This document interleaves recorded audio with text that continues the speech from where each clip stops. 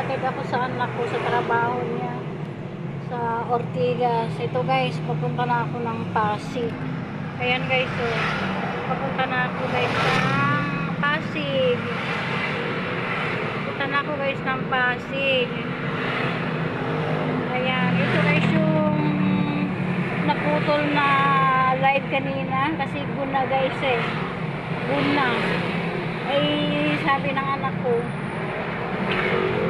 huwag daw ako maglabas ng cellphone kasi baka daw makabalot ng mga masasamang elemento. Kaya yun, naputol yung ano natin kanina guys, yung live. Kaya paumanhin guys, naputol.